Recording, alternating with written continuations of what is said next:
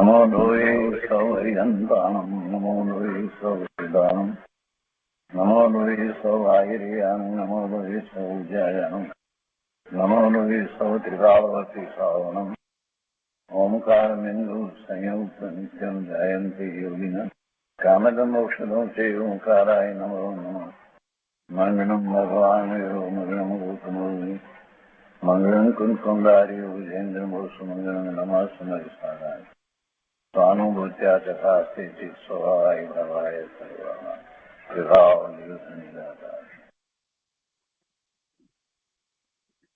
श्री समंत भद्र स्वामी विरचित रत्नकरंडक श्रावकाचार એમાં પ્રભાચંદ્ર આચાર્ય ભગવાનની ટીકા છે, એનો સ્વાધ્યાય આપણે કરી રહ્યા છીએ. રત્નકરંડક શ્રાવકાચારના સ્વાધ્યાયમાં આપણે શ્લોક 85 ગાથા 85 સુધી સ્વાધ્યાય કર્યો છે. હવે આજે આગળ ગાથા 86 થી સ્વાધ્યાય લઈએ છીએ. ભોગ ઉપભોગ પરિમાણ વ્રત ગુણ વ્રત નું વર્ણન ચાલે છે. એમાં ભોગ ઉપભોગ પરિમાણ વ્રત એમાં 85મી ગાથામાં જે છોડવા યોગ્ય વસ્તુ છે એની વાત આવી. 85મી ગાથાની અંદર હંમેશને માટે છોડવા યોગ્ય વસ્તુ છે એમ કરી અને ગાથા કહેવામાં આવી. ભોગ ઉપભોગ વ્રત ધારીને સર્વથા ત્યાગવા યોગ્ય અન્ય વસ્તુઓ એમ કરી અને શ્લોક 85ની અંદર વાત કરી. હવે એના પછીથી આગળ 86મી ગાથાની અંદર અનિષ્ટ અને અનુપસેવ્ય, જે સેવી ન શકાય તેવી અનુપસેવ્ય વસ્તુઓનો ત્યાગ અને વ્રતનું સ્વરૂપ. તો ગાથા 86 આપણે લઈએ. યદ નિષ્ટમ તદ વ્રત્યેત્યચાનમ સેવ્યમ મેતદપી જહાત અભિસંધિકૃતા વીરતિર વિષય યાદ્યોગ્યાદવ્રતમ ભવતી. એના અન્વયાર્થમાં કહે છે કે આ ભોગ ઉપભોગ પરિમાણ વ્રતમાં યદ અનિષ્ટમ તત વ્રતયેત, જે વસ્તુ અનિષ્ટ અહિતકર હોય તે છોડવી જોઈએ. યદ અનિષ્ટમ તત વ્રતેત, જે વસ્તુ અહિતકર અનિષ્ટ હોય તે છોડવી જોઈએ. જો અને યત અનુપસેવ્યત, એટલે જે સેવન કરવા યોગ્ય ન હોય, સારા માણસોને સેવન કરવા યોગ્ય ન હોય, એ તદ અપી જહાત, તે પણ છોડવું જોઈએ. કારણ કે યોગ્યાત વિષયાત, યોગ્ય વિષયોથી અભિસંધિકૃતા વિરતિ વ્રતમ ભવતી. અભિપ્રાયપૂર્વક કરેલો ત્યાગ, યોગ્ય વિષયોથી અભિપ્રાયપૂર્વક કરેલો ત્યાગ તે વ્રત છે. શું કહે છે કે આ ભોગ ઉપભોગ પરિમાણ વ્રતમાં જે વસ્તુ અનિષ્ટ અહિતકર હોય તે છોડવી જોઈએ, અને જે સારા માણસોને સેવન કરવા યોગ્ય ન હોય તે પણ છોડવું જોઈએ. કારણ કે યોગ્ય વિષયોથી અભિપ્રાયપૂર્વક કરેલો ત્યાગ તે વ્રત છે. ટીકામાં એ જ વાતને સહેજ વિસ્તારીને કહે છે. કેટલીક વાત વધારે પણ આમાં મૂકી છે. ટીકાની અંદર ભાવાર્થની વાત પણ સાથે લઈ લીધી છે. ટીકામાં કહે છે કે યદ નિષ્ટમ એમ શબ્દ મૂક્યો છે ને, એટલે યદ અનિષ્ટમ એટલે યદ નિષ્ટમ, જે વસ્તુ અનિષ્ટ અહિતકર હોય તે, તો એ પહેલા તો બતાવી છે કે પેટમાં ચૂંક આદિ આવવાના કારણે જે પ્રકૃતિને માફક ના આવે તેવી વસ્તુ અનિષ્ટ છે. પછી કહે છે કે તદ વ્રતયેત, તેનાથી તેવી અનિષ્ટ ચીજથી નિવૃત્તિ કરવી જોઈએ, તેનો ત્યાગ કરવો જોઈએ, તેવો અર્થ છે. વળી કહે છે કે ફક્ત તેનો જ ત્યાગ કરવો એટલું જ નહીં, કિંતુ કે છે યચ્છાનુપસેવ્યમ એતદપી જહાત, એટલે જે બીજી વસ્તુઓ પણ એવી છે જે સેવવા યોગ નથી, સારા માણસોને સેવન કરવા યોગ નથી, એ બધી વસ્તુઓને પણ છોડવી જોઈએ. જેમ કે ગૌમૂત્ર, ગાયનું મૂત્ર, ઊંટડીનું દૂધ, શંખચૂર્ણ, પાન ખાઈને બહાર કાઢેલી લાળ, મૂત્ર, વિષ્ટા, લીંટ આદિ પ્રાશુક હોવા છતાં શિષ્ટજનોને, સજ્જનોને સ્વાદ કરવા યોગ્ય ન હોય એવી અનુપસેવ્ય, નહીં સેવન કરવા યોગ્ય વસ્તુઓનો પણ ત્યાગ કરવો જોઈએ. મૂત્રની બાબતમાં તો કેટલાય લોકો એવા ગાંઠપણ કરી રહ્યા છે કે એનાથી કેન્સર માટે, એટલે સ્વમૂત્ર પ્રયોગ અને એવું બધું કરતા હતા. મોટા નેતા પણ એ કરતા હતા, એટલે બધા પછી એ પ્રમાણે કરતા, અને એના પુસ્તક લખાયા, ને આવું બધું કેટલું બધું ચાલ્યું. અરે પ્રભુ, જે શરીરમાંથી જે નીકળી જાય એ બધી વસ્તુઓના કંઈ દવા તરીકે ઉપયોગ થતા હશે, પણ આવું બધું ચાલતું હતું. અને એ સિવાય ગૌમૂત્ર વગેરેની પણ કેટલાય લોકોને એવી બધી માન્યતા છે, સ્વમૂત્ર અને ગૌમૂત્ર એ બધી, અને એવી રીતે કેટલી બધી વસ્તુઓ જે ખરેખર શિષ્ટજનોને એનો સ્વાદ કરવા યોગ્ય પણ એને ચાખે પણ નહીં, અડે પણ નહીં, શું એવી જે સેવન કરવા યોગ્ય નથી, અનુપસેવ્ય, એ વસ્તુઓનો પણ ત્યાગ કરવો જોઈએ. કોઈ કહે કે આમ તમને આવો અસાધ્ય રોગ છે તો આનાથી મટી જાય, ના, એવો વિકલ્પ જ મનમાં લાવવો નહીં, ચોખ્ખી ના પાડવી જોઈએ. બિચારા કેટલાય લોકો, ભોળા લોકો પછી એવા સ્વમૂત્ર પ્રયોગ ને એવું બધું કરતા, પણ એ ખોટું છે, એવું થઈ શકતું નથી. તેનાથી નિવૃત્તિ કરવી જોઈએ. શા માટે? તે કહે છે કે અભિસંધિ ત્યાગની, અનિષ્ટ અને અનુપસેવ્ય હોવાથી છોડવા યોગ્ય વિષયથી અભિપ્રાયપૂર્વક જે નિવૃત્તિ થાય છે તે વ્રત છે. ભાવાર્થમાં કહે છે, જે વસ્તુ શારીરિક પ્રકૃતિને વિરુદ્ધ હોય, રોગ આદિને વધારનારી હોય, પ્રકૃતિને માફક આવતી ન હોય, જેમ કે ખાંસીવાળા દર્દીને ખાંડ વગેરે માફક ન હોય, તે રીતે એમ કે તે અનિષ્ટ છે, અને શિષ્ટજનોને જે સેવન કરવા યોગ્ય નથી, સારા લોકોને એટલે બધાને જ આમ તો કહેવાય, જે સેવન કરવા યોગ્ય નથી તેવી ચીજો જેવી કે ગૌમૂત્ર, વિષ્ટા, લીંટ આદિ અનુપસેવ્ય છે. તે બંને પ્રકારની અનિષ્ટ અને અનુપસેવ્ય ચીજોનો ત્યાગ કરવો જોઈએ. કારણ કે સેવન કરવા યોગ્ય 5 ઇન્દ્રિયોના વિષયોનો પ્રતિજ્ઞાપૂર્વક ત્યાગ કરવો તેને જ વ્રત કહે છે. અને કહે છે કે આવા વ્રતો સમ્યક દ્રષ્ટિ સહિત પંચમ ગુણ સ્થાને હોય છે. એ વ્રતોમાં પર વસ્તુને છોડવાનું કથન, તેનો અર્થ એવો નથી કે પર વસ્તુ ગ્રહિયા છોડી શકાય છે. જો સ્પષ્ટતા અહીંયા લીધી છે. 5 અણુવ્રત અને 3 ગુણ વ્રત અને 4 શિક્ષા વ્રત, 12 વ્રત. એમાં 5 જે અણુવ્રત છે એના વિશેષ પોષણ માટે, એના રક્ષણ માટે આ ગુણ વ્રત અને શિક્ષા વ્રત કહેવામાં આવ્યા છે. અને પછી એટલે સુધી આચાર્ય ભગવાને તો વાત કરી કે જે 5 અણુવ્રત છે એ શ્રાવકને છે, સમ્યક દ્રષ્ટિને છે, અને એમાં સાથે એ ગુણવ્રત અંગીકાર કરે છે, તો એ અણુવ્રત જે છે એ મહાવ્રત જેવા થાય છે. ભલે એ મહાવ્રત નથી, મુનિને છે એવું નથી, પણ છતાંય મહાવ્રત જેવા કહેવાય છે. અને એમાં સમ્યક દ્રષ્ટિ છે એટલે એ સમજે છે કે વસ્તુને પોતે કઈ ગ્રહી શકતો નથી, તો છોડી પણ શકતો નથી. નિશ્ચયથી તો વસ્તુ સ્વરૂપ એવું જ છે, પણ એને રાખવાનો, એને ભોગવવાનો એવો જે કોઈ ભાવ છે, અથવા તો એમાં ઈષ્ટ બુદ્ધિ છે, તો એ બધું છોડવાનું છે. એટલે એ અહીંયા સ્પષ્ટતા લીધી છે કે આવા વ્રતો સમ્યક દ્રષ્ટિ સહિત પંચમ ગુણસ્થાને હોય છે.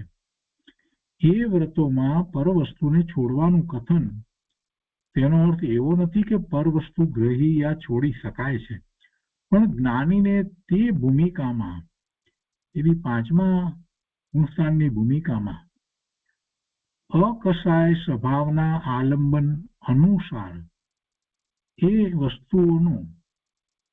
વસ્તુનો રાગ ઉત્પન્ન થતો નથી. કોઈ વસ્તુનો રાગ ઉત્પન્ન થતો નથી. અકસાય સ્વભાવના આલંબન અનુસાર. સ્વભાવ તો અકસાય છે, સ્વભાવમાં તો કઈ કસાય થાય એવું છે જ નહીં. કસાયના કારણ કઈ સ્વભાવમાં છે, આત્મામાં છે? ના. તો કસાય થવાના કારણ ક્યાં છે? એની વિપરીત દ્રષ્ટિ છે, એની વિપરીત શ્રદ્ધા છે. માટે નિમિત્ત તરીકે એવા કર્મના ઉદયો છે અને એવા ચારિત્ર મોહની કર્મની પ્રકૃતિઓ છે, એના ઉદયો છે, પણ એ નિમિત્ત તરીકે છે. એ હોય તો પણ જીવ અકસાય ભાવે પરિણમી શકે, કેમ કે એની ત્રિકાળ વસ્તુ છે. જે પોતાનું શુદ્ધ સ્વરૂપ છે એ તો ત્રિકાળ છે, એમાં તો કાંઈ કસાય થાય એવું છે જ નહીં. એટલે એનું લક્ષ્ય કરી અને જીવ અકસાય ભાવે પરિણમી શકે છે. એટલે કહે છે કે જ્ઞાનીને તે ભૂમિકામાં અકસાય સ્વભાવના આલંબન અનુસાર એ વસ્તુનો રાગ ઉત્પન્ન થતો નથી. તેથી ઉપચરિત અસદ્ભુત વ્યવહાર નહીંથી પરનો ત્યાગ કર્યો એમ કહેવામાં આવે છે. વાસ્તવમાં તો એનો ત્યાગ કરી શકતો નથી, કેમ કે એને ગ્રહણ જ નથી કર્યું પર વસ્તુને, તો ક્યાંથી ત્યાગ કરે? પણ છતાંય વ્યવહાર નહીંથી કહેવામાં આવે, અને એ પણ કેવો વ્યવહાર નહીં છે? અસદ્ભુત વ્યવહાર નહીંથી, અને એ પણ ઉપચાર માત્ર, એટલે ઉપચરિત. હવે વિશેષમાં કેટલીક વાત કહે છે. જે ચીજો ખાવા યોગ્ય હોય અને જેમાં જીવ હિંસાનો પણ અભાવ હોય, જે ચીજો ખાવા યોગ્ય હોય અને તેમાં જીવ હિંસાનો પણ અભાવ હોય, પરંતુ કોઈ કારણવશાત પોતાને અનુકૂળ ન હોય, હાનિકારક હોય, તો તેવી ચીજો અનિષ્ટ છે. જેમ કે ખાંસીના રોગીને ઘી દૂધ હાનિકારક છે, અનિષ્ટ છે. વાતના દર્દીને ભાત અડદની દાળ વગેરે અનિષ્ટ છે. કફના દર્દીને ખાંડની ચીજો અનિષ્ટ છે. તથા જે પદાર્થ ખાવાથી પ્રમાદ, આલસ્ય, નિંદ્રા વગેરે ઉત્પન્ન થાય, સ્વાધ્યાય, સામાયિક આદિ ધર્મ ધ્યાનમાં બાધા આવે, તે સર્વ પદાર્થો ભક્ષ્ય એટલે ખાવા યોગ્ય હોવા છતાં પોતાને માટે અનિષ્ટ છે. કેમ કે એને પોતાને અનુકૂળ નથી, અને જો એનો ઉપયોગ કરશે તો પછી એની શાંતિ નહીં જળવાઈ રહે, શારીરિક શાંતિ જળવાઈ ન રહે, શારીરિક સ્વાસ્થ્ય જળવાઈ ન રહે, તો પોતાને જે ધર્મ કાર્ય કરવું છે, સ્વાધ્યાય, સામાયિક, ધર્મ ધ્યાન વગેરે, એ બધામાં એ બાધારૂપ થશે. એટલે એ અપેક્ષાથી એક તો વાત અહીંયા સાથે લીધી છે કે જે ખાવા યોગ્ય હોય એને પણ કેટલીક વસ્તુને પોતાને અનુકૂળ નથી, તો એનો ત્યાગ કરવો જોઈએ. એ ત્યાગ નહીં કરે તો શરીરમાં જે કંઈ એને લીધે થઈ અને જે થશે એનું લક્ષ્ય સાધક જીવને થયા વિના રહેશે નહીં, એની શાંતિ નહીં જળવાય. સ્વાધ્યાય, સામાયિક અને ધ્યાનનો વિચાર કરી તો ધ્યાન, કફની બીમારી હોય ને ખાંસી આવતી હોય ને ધ્યાન કરવા બેસે, શ્વાસ હોય ને ધ્યાન કરવા બેસે, એ બધાનો વિચાર આપણે કરીએ તો કેટલીક વસ્તુઓ ભલે ખાવા યોગ્ય હોય છતાં પણ પોતાને અનુકૂળ નથી, તો છોડવી જોઈએ. એ જ રીતે ખૂબ પેટ ભરીને ખાવું એ પણ ઠીક નથી, કેમ કે એને કારણે આળસ આવે. અહીંયા કહ્યું ને, આલસ્ય, નિંદ્રા વગેરે ઉત્પન્ન થાય, એ બધી વસ્તુઓ છોડવી જોઈએ. એવા ભારે ખોરાકને પણ છોડવા જોઈએ, અથવા તો બહુ અતિ અલ્પ પ્રમાણમાં લેવા જોઈએ, જેથી કરીને પ્રમાદ, આળસ, નિંદ્રા વગેરે થી બચી શકાય. નહીતર પછી સ્વાધ્યાય કેવી રીતે થશે, ધ્યાન કેવી રીતે થશે? બધી વસ્તુનો વિચાર કરવો જોઈએ ને.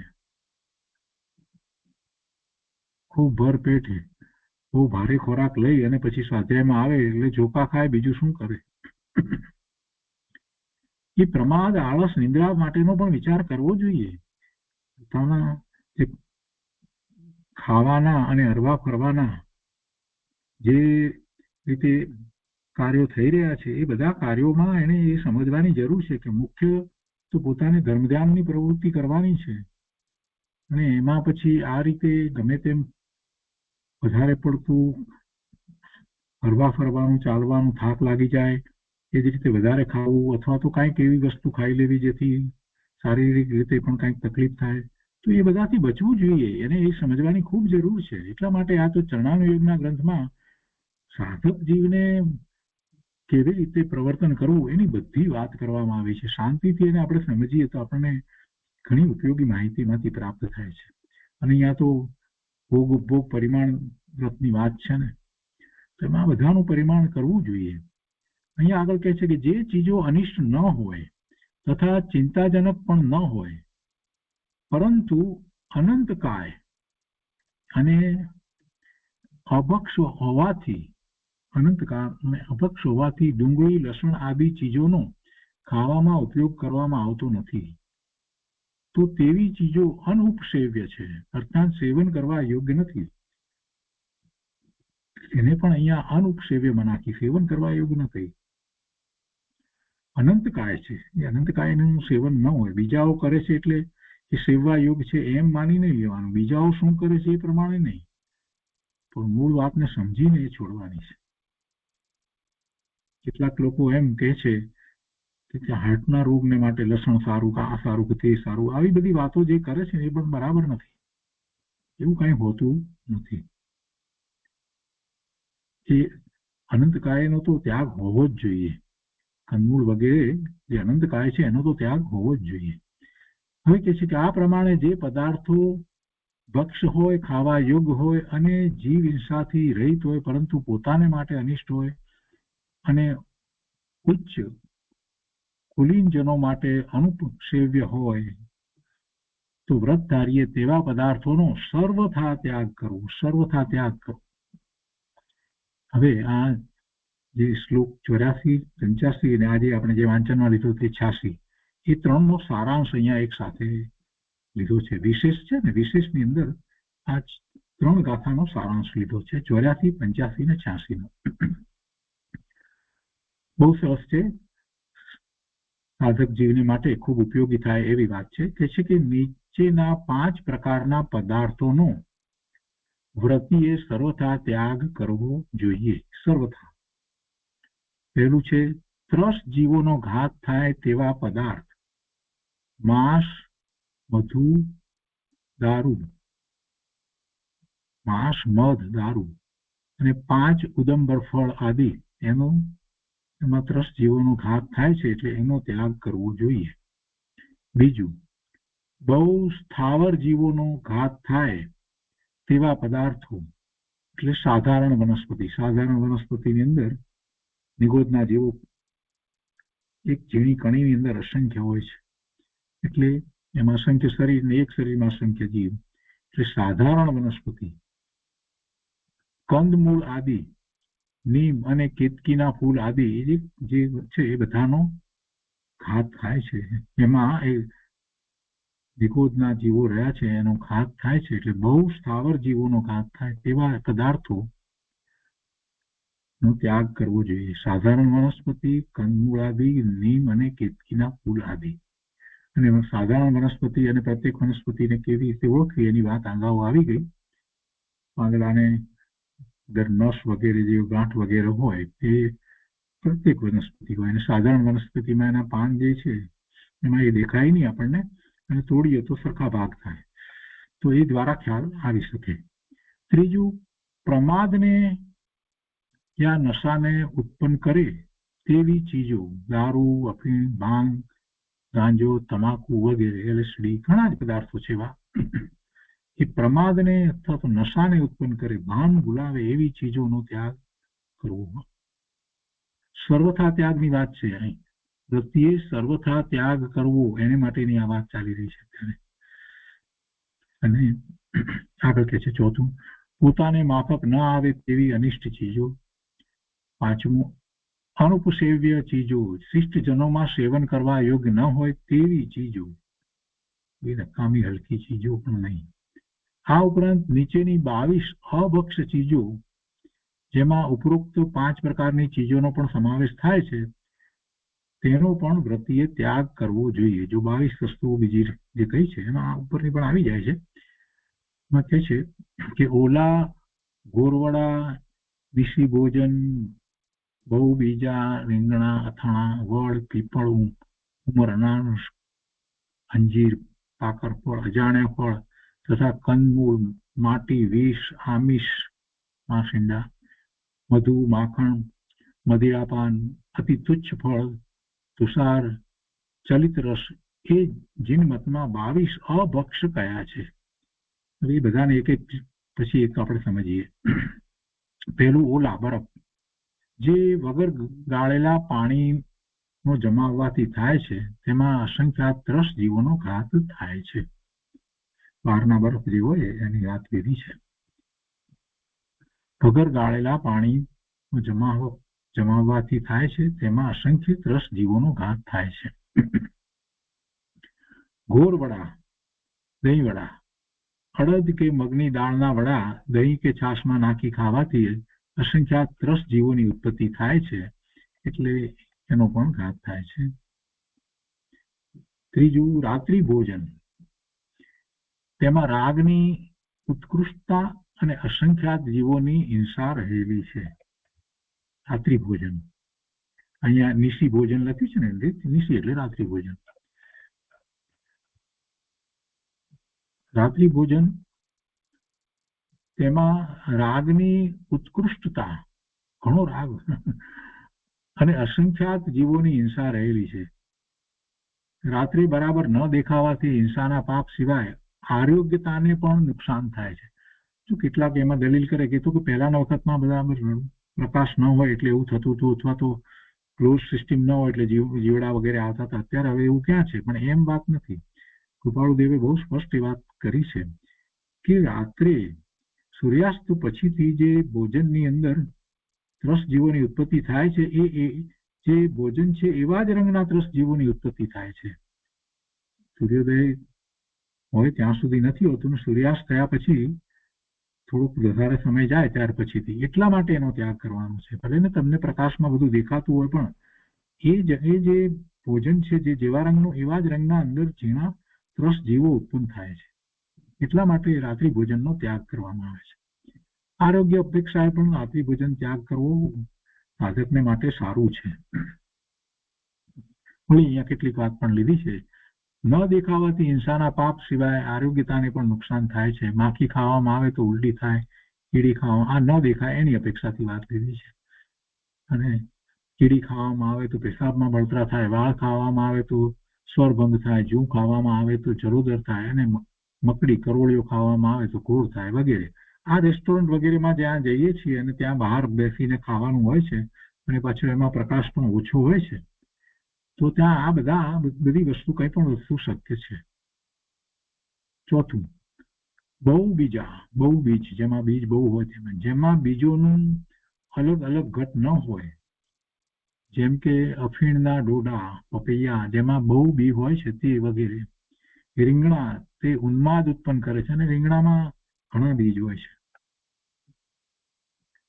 ચોથું છે સંધાન, અથાણું, આચાર, કેરી, લીંબુ વગેરે રાઈ, મીઠું આદિ મસાલા સાથે તેલમાં અથવા તો વિના તેલમાં કેટલાક દિવસ રાખવાથી તેમાં 10 જીવોની ઉત્પત્તિ થાય છે. અથાણા ન ખવાય, ક્યારેય ન ખવાય. 24 કલાક પછી અથાણું અભક્ષ છે. કેટલાક લોકો એ રીતે કહે છે કે વધુમાં વધુ 3 દિવસ સુધી, એટલે જે આજે બનાવ્યું હોય તે, એટલે ટૂંકમાં ફ્રેશ ખવાય. રાખી મૂકેલા જે અથાણા હોય છે એમાં 10 જીવો ઉત્પન્ન થાય છે. એવી ઘણી બધી વસ્તુઓ છે કે જેમાં 10 જીવો ઉત્પન્ન થાય.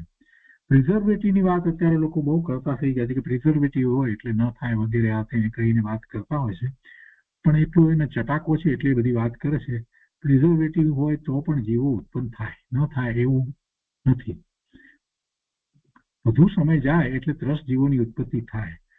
અને સમૂર્છન જીવોની ઉત્પત્તિને આપણે જ્યારે સમજીએ છીએ તો એ સમૂર્છન જીવોની ઉત્પત્તિ થવા માટે બહારથી કંઈ આવવાની જરૂર પડતી નથી. સમૂર્છન જીવો તો જ્યાં જે પદાર્થ જે છે જેવો એનું જ શરીર બનાવીને ઉત્પન્ન થાય છે. આપણે જાણીએ છીએ કે ધનેડા વગેરે થાય છે, બંધ બરણીની અંદર પણ ધનેડા થઈ ગયા હોય તો કેવી રીતે થયા? ત્યાં અંદર કે કંઈ ઘૂસ્યા નથી, એ અંદર જ ઉત્પન્ન થાય છે. એ સમૂર્છન જીવ છે. એટલે એ સમૂર્છન જીવ ઉત્પત્તિનો પણ વિચાર કરીએ તો કેટલીક વસ્તુઓને આપણે સમજી અને છોડવી જોઈએ. હવે એ પછી 7 થી 11 જે કહ્યું છે એમાં વડ ફળ, વડના ટેટા, પીપળના ફળ, પીપળના ટેટા એ પેપડી, ઉમર ફળ, કઠુમર, અંજીર અથવા પાકર ફળ, એ 5 ઉદંબર ફળ એ સાક્ષાત ત્રસ જીવોનું ઘર છે. સાક્ષાત ત્રસ જીવોનું ઘર, એમાં ત્રસ જીવો હોય જ છે, એમાં હોય છે. એનો ત્યાગ. પછી 12મું ને 13મું અજાણ ફળ અને કંદમૂળ, જે અનંત સ્થાવર જીવોની રાશિ છે, એનો ત્યાગ. અજાણ્યા ફળો ન ખાવા, કંદમૂળ પણ ન ખાવા. 14મું ખાણ કે ખેતની માટી, તેમાં અસંખ્યાત ત્રસ જીવો હોય છે.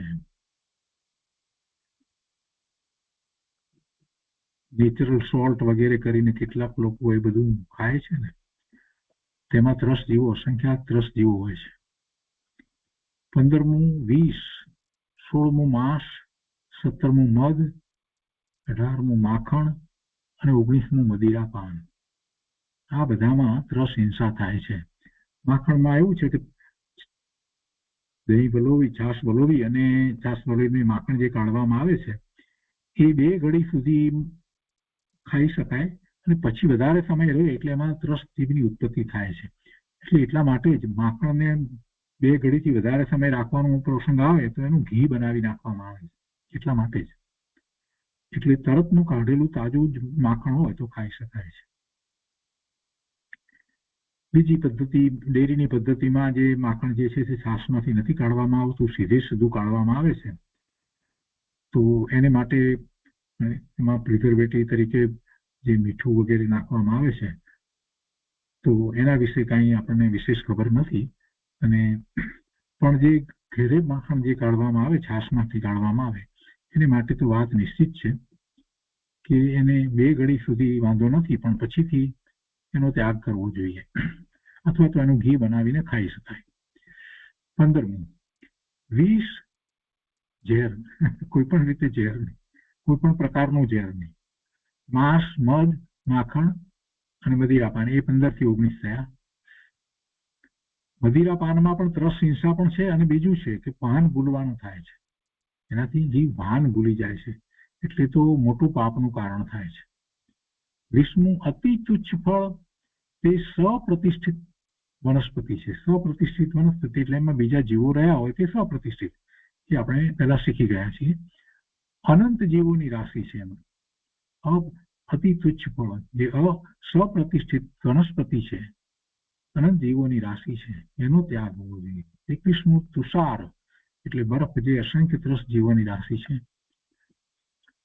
22મું ચલિત રસ, જે વસ્તુઓનો સ્વાદ બગડી જાય છે, ત્યાં શાસ્ત્રોક્ત મર્યાદાથી અધિક સમયની હોય તેમાં ત્રસ જીવોની ઉત્પત્તિ થઈ જાય છે, એટલે સ્વાદ એના બગડી જાય છે.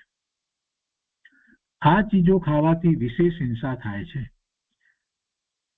8 મૂળ ગુણોમાં દોષ આવે છે અને અનેક રોગ ઉત્પન્ન થાય છે, માટે તેઓ વ્રતી માટે સર્વથા ત્યાજ્ય છે, સર્વથા છોડવા જેવા છે.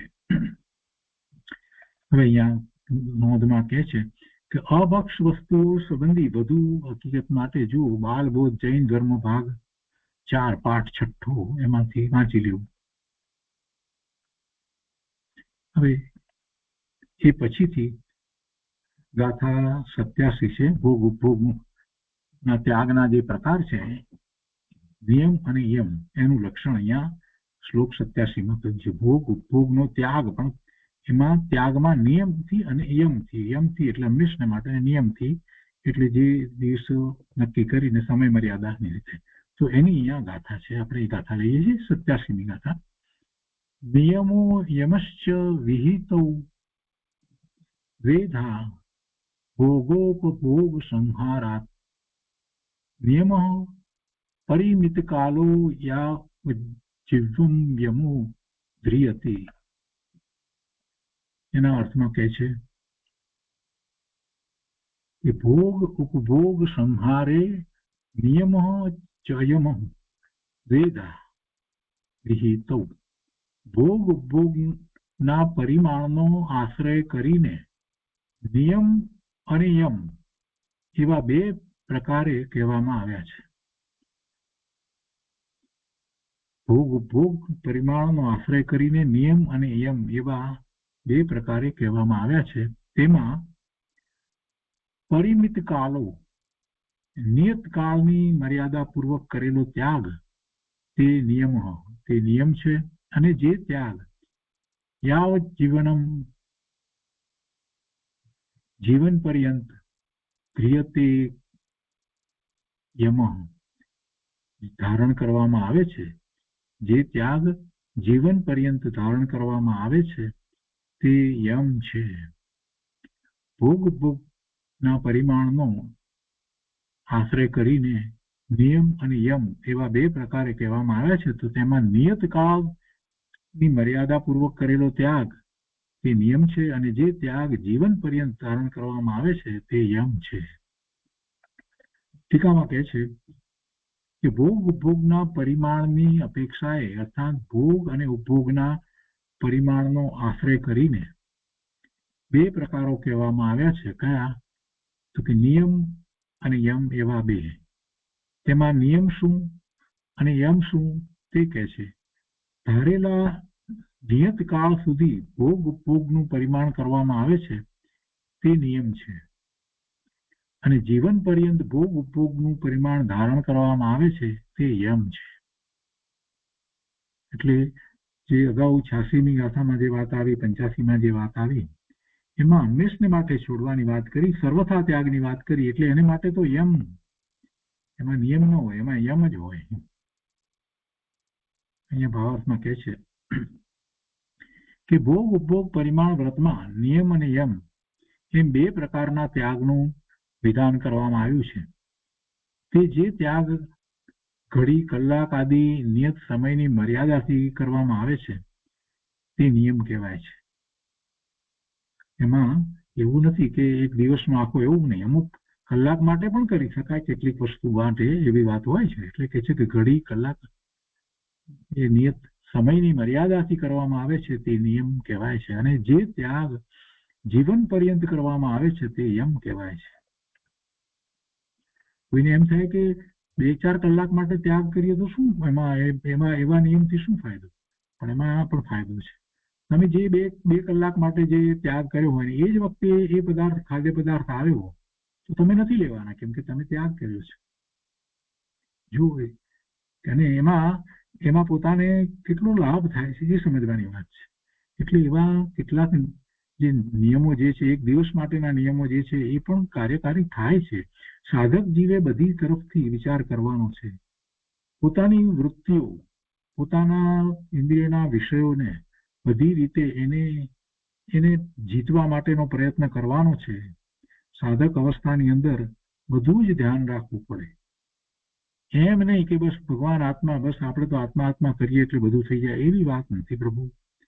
એમ વસ્તુનું સ્વરૂપ નથી. એક તરફ આત્માની વાત કરીએ અને બીજી તરફ આપણે જે સૂક્ષ્મ હિંસા છે એને જાણીએ છીએ, છતાં પણ એને છોડવા માટે, એનાથી, એવી હિંસાથી બચવા માટેનો કાંઈ પણ પ્રયત્ન કરીએ નહીં, યત્નપૂર્વકનું જીવન ન જીવીએ તો કેમ ચાલે? ગુરુદેવે એમ આત્મા કરવાની વાત નથી કરી. આપણે ગુરુદેવના જીવન પર તે લક્ષ્ય કરીએ તો ખ્યાલ આવે કે ગુરુદેવનું જીવન કેવું હતું. ગુરુદેવની વાણી, એમના પ્રવચનો, આ બધું તો આપણે ખૂબ વાંચ્યું, વિચાર્યું, બધું બરાબર, પણ ગુરુદેવના જીવન વિશે કેટલો આપણે વિચાર કરીએ છીએ. ગુરુદેવના જીવનનો વિચાર કરવાનો છે. ભલે એમણે સ્થાનકવાસી દીક્ષા છોડી, મોપતી ઉતારી દીધી, કેટલીક વસ્તુઓ બરાબર છે, તે છતાં પણ પોતે તો પોતાને હવે મુનિ માનતા ન હતા. પોતે તો ઘણીવાર એમ કહે છે કે અમે તો ગ્રહસ્થ છીએ, પણ છતાં એમના આચાર વિચાર બધું જોઈએ તો આપણને ખ્યાલ આવે કે સૂક્ષ્મ હિંસા ન થાય એ માટે ગુરુદેવનું જીવન કેવું હતું. અરે કોઈક બહાર પેલા લીમડાના, પેલા મોરના ફૂલ પડ્યા હતા તો ત્યાંથી કોઈક આમ આવતું હતું તો ગુરુદેવ કરે, રે આ શું કરો છો? એની પર પગ ન મુકાય, એમાં તો તમારા કોઈ ભોગના માતા પિતાના જીવ છે એમ કહી અને પેલાને એને ધ્યાન કરાવે છે કે આમાં તો અસંખ્ય જીવો છે, અસંખ્ય જીવ છે. લીમડા પાન એના પેલા મોર જે સફેદ રંગના ફૂલો ઝીણા હોય છે. એટલે ગુરુદેવના જીવનનો જયારે આપણે વિચાર કરીએ છીએ તો ડગલે ને પગલે એમને તો હિંસા ન થાય એનું ધ્યાન રાખ્યું છે. એક ડગલું માંડતા ગુરુદેવે તો એનો વિચાર કર્યો છે કે કોઈ રીતે પોતાથી હિંસા ન થઈ જાય. એટલે એમના જીવનનો પણ આપણે વિચાર કરવો, અને એમનું સાદું સરળ જીવન હતું અને ઓછામાં ઓછી વસ્તુથી ચલાવી લેવાની વાત, એટલે સાદું જેવું જીવન તો રહ્યું. આહારમાં પણ એમ જ હતું. આ બધી વસ્તુનો પણ આપણે વિચાર કરવાનો છે. માત્ર ગુરુદેવે કહ્યું છે એટલી વાત નહીં, પણ ગુરુદેવના જીવનને પણ જોઈએ તો આપણને ખ્યાલ આવે કે ગુરુદેવ શું કરતા હતા, કેવી રીતે ખાતા હતા, કેવી રીતે રહેતા હતા. તો એ બધી વાત પણ એટલી જ મહત્વની છે.